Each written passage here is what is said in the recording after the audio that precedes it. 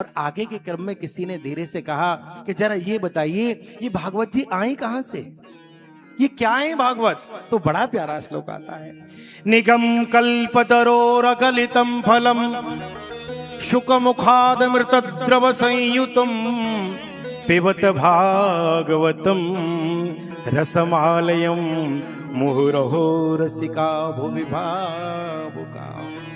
कैसी है? बोले निगम कल्पतरोर गलितम फलम, ये वेद रूपी वृक्ष का पका हुआ फल है। तो किसी ने कहा अच्छा पका हुआ है? बोले हाँ। बोले कहां से आया, कैसे आया? तुम कहते हो गलितम, ये ज्यादा पका हुआ है, ये छुट गया है, अब इसमें कहीं कोई दोष तो नहीं है? बोले कोई दोष नहीं है, ये शाखा प्रशाखा से आया है, ये भगवान के हृदय से प्रकट हुआ, ब्रह्मा जी के दामन में जाकर के गिरा। ब्रह्मा जी के दामन से श्री नारद जी को प्राप्त हुआ, नारद जी के दामन से श्री वेद व्यास जी को प्राप्त हुआ, उनसे श्री सुखदेव जी को प्राप्त हुआ, श्री सुखदेव जी महाराज के द्वारा अनंत ऋषियों को प्राप्त हुआ, और अनंत ऋषियों की कृपा प्रसादी ब्राह्मणों को वक्ताओं को प्राप्त हुआ, और उनके द्वारा भगवत भक्तों के द्वारा समूची धरा पर सबको प्राप्त हो रहा है। ये ऐसा है निगम कल्पतरोर, ये वेद रूपी वृक्ष का फल है। बोले अच्छा? बोले हाँ। बोले एक बात बताओ, आप कहते हो कि निगम कल्पतरोर गलितम फलम, तो फल हर कोई मीठा नहीं होता है, हर कोई फल खाने योग्य नहीं होता है, हर फल का कोई ना कोई मौसम होता है, इसके साथ कुछ गुठली, कुछ गूदा, कुछ छिलका, कोई ऐसा झंझट है? स्वाद कैसा है? बोले बहुत मीठा है। बोले आप कैसे कह सकते हो? बोले शुक मुखाद मृत द्रव संयुतम, तोता जिस फल को चोंच लगा दे वो फल जब आप लेते हैं तो लगभग मीठा हुआ करता है। या तो ये मान लो कि तोता के चोंच लगाने से फल मीठा हो जाता है, या आप ये मान लो कि तोता इतना पारखी होता है वो उसी फल को चोंच लगाता है जो मीठा होता है, उसका मुख लगाना ही ये निश्चित कर देता है कि मीठा है। तो बोले कैसे? बोले शुक मुखाद मृत द्रव संयुतम, श्री सुखदेव जी महाराज ने इसको उन्होंने इसका स्पर्श किया है इसलिए मीठा है। तो बोले महाराज फिर एक और बात बड़ी विचित्र कहते हो। बोले क्या?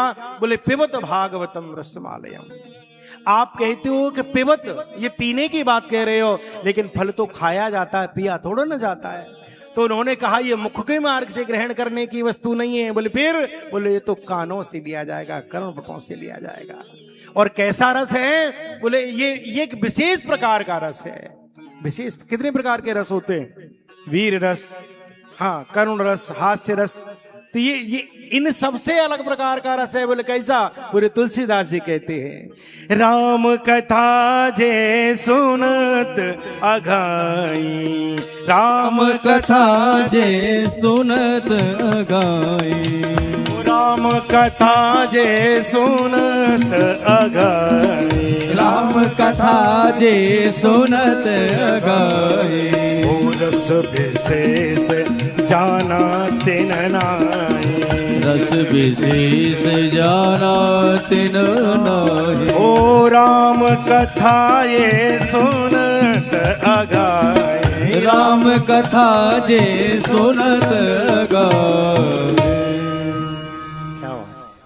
राम कथा ये सुनत अगाई, रस विशेष जाना तेन, ये विशेष प्रकार का रस है। आहा, इसके लिए तो एक ही प्यास रहती है, और अभी जी नहीं भरा, अभी जी नहीं भरा, जी नहीं, जरा देर ठहरो। क्यों? बोले अभी जी नहीं भरा, अभी जी नहीं भरा। तुम जो जाते हो, आहा, तुम उठ करके जाओगे तो हमारे प्राण, देखो कथा तभी तक है, वो परीक्षित जी का आगे क्रम आएगा, आप सुनेंगे उसको। परीक्षित जी से पूछा है श्री सुखदेव जी महाराज ने, संत जन कहते हैं कि परीक्षित, बोले हाँ। बोले मृत्यु का भय? बोले बिल्कुल भी नहीं, बिल्कुल भी नहीं। बोले फिर? बोले एक भय तो है। बोले क्या? बोले तुम चले गए तो हम चले जाएंगे।